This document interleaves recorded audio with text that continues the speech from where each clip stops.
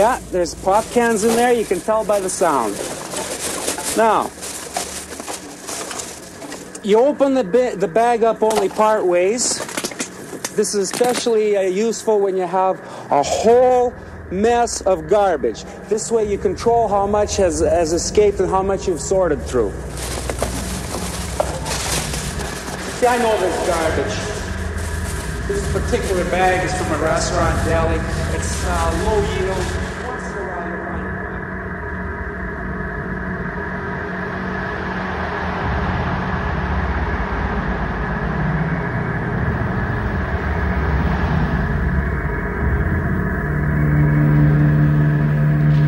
My life is over. No, it's not. To me it is. Why? If you don't understand what I've said to you before about I've lived it, I have.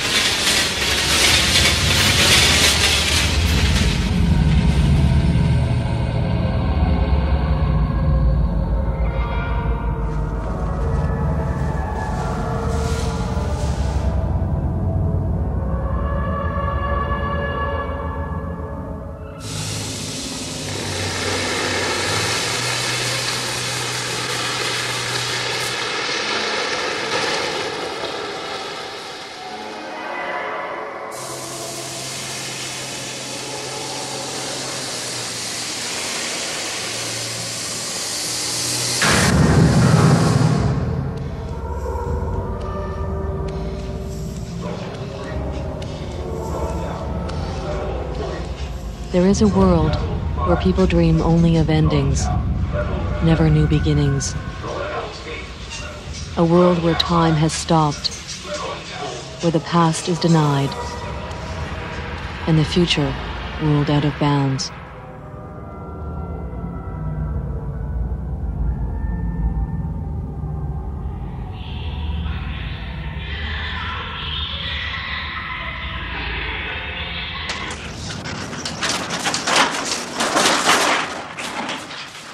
The Uptown Bottle Depot in Calgary. Every day at 5 o'clock, bottle pickers from all over the city arrive with hundreds of refundable bottles and cans. Okay, these are all 2 cents a piece. These are 5 cents. These are imported beer cans. I keep them separate. The depot is the center of their underground economy.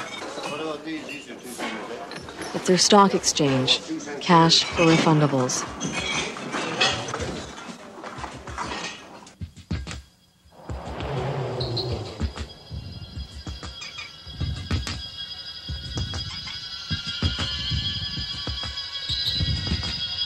Cullen Sinclair says he's the best picker in town. He's a loner. He doesn't drink, and he stays away from the other pickers. When I met Cullen, he was bobbing up and down in a dumpster, like a jack-in-the-box. And for the next few hours, he took me along his picking route, proudly explaining how each of the 30-odd dumpsters he picked were all uniquely different. He told me I was getting my bottle picking 101.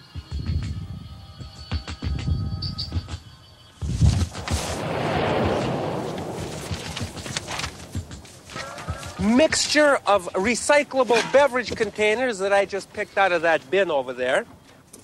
I got one of these and one of these. Now, surprise, the bottle is the same. Bottles are identical. And guess what? You can get a nickel for this one. And this one, you take it down to your local depot and you get exactly zilcho. Why? Because the label is missing. The powers that be and the government have decreed that, the label is the part of the bottle that pollutes. Therefore, if the label isn't there, guess what? You get nothing for that bottle. For that contingency, I have a bag of labels.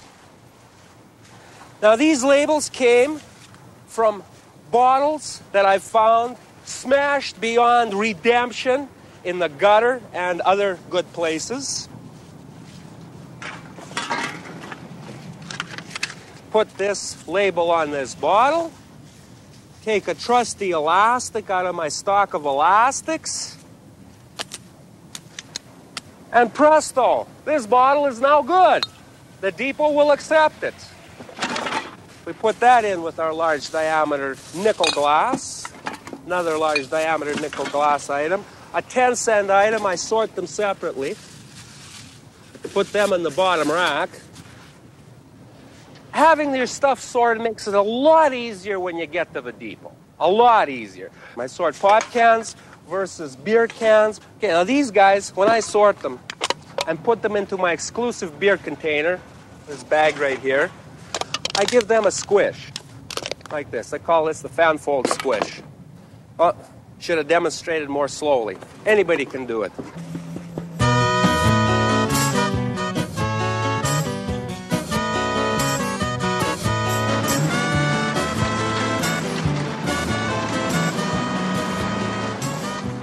This is Jean Leduc.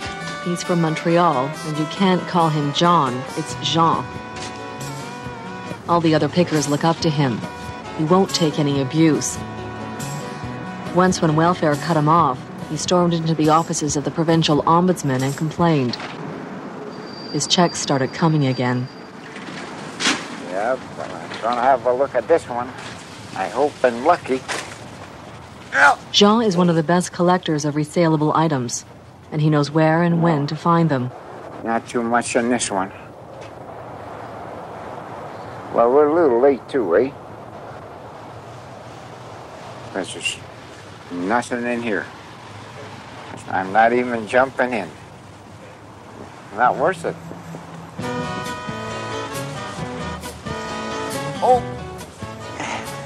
Geez, I must be getting old. Had a hard time to step up and step down.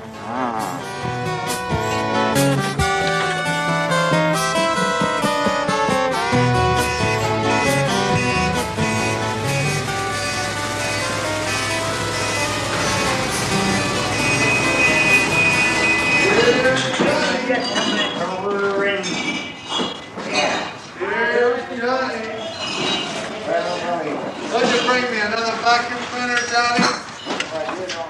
Nobody will hire me. Not at 60. An education I haven't got. Went to grade 4. I figured the hell with it. I go pick bottles. I'm the boss. Of myself, anyway. Kenny, is this what you need? 47, 147, and 10. That's a lot.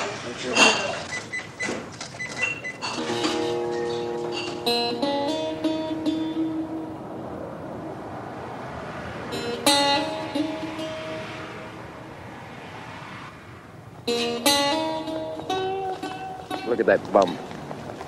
Look at that dirty bum. It's funny to me when I'm walking down the street pushing my cart and a woman's coming towards me and she crosses the street. Now, she doesn't have to cross the street. She just doesn't want to get anywhere near me. I think some people are afraid that I'm dangerous. Now, I can assure them that I'm not. I'm interested in one thing, making a living. Ron Beards is an alcoholic. Like many of the other pickers, he buys wine with cash from refundables, one bottle supporting the other. He told me he was once a geologist, with an office, a secretary, and a senior position with a major oil company.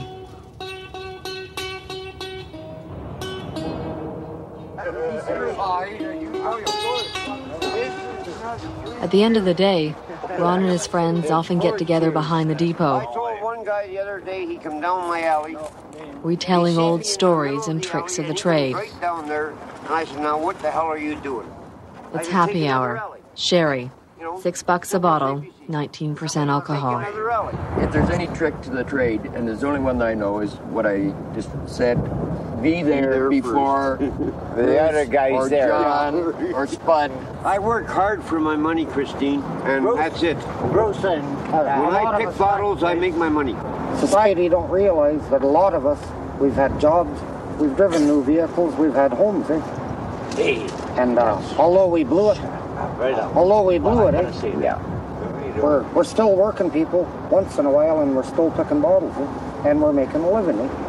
We are failures because of alcohol, and that is not in your film so far, but that is the bloody truth. And if anyone here wants to argue with me, I think they're going to have trouble because it's the truth. Right on, man.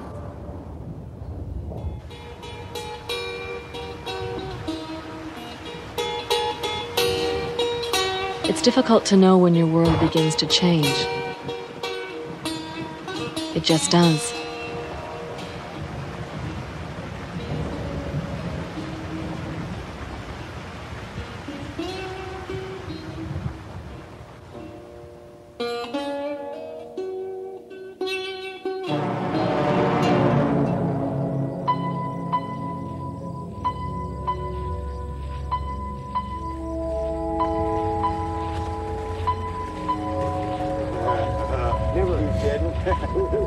Never had it terminated.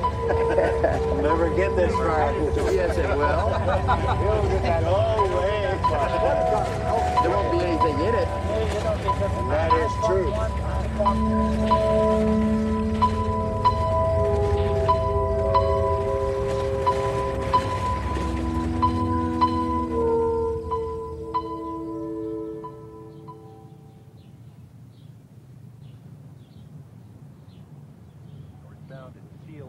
Music now by Beethoven.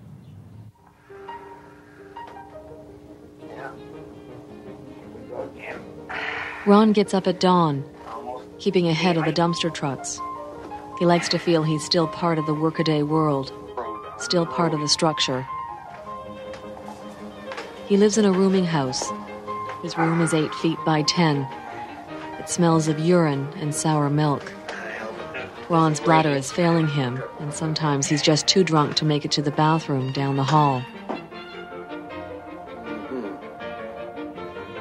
He stacks his fridge with old food he finds in bins and drinks 2 bottles of cut-rate sherry a day.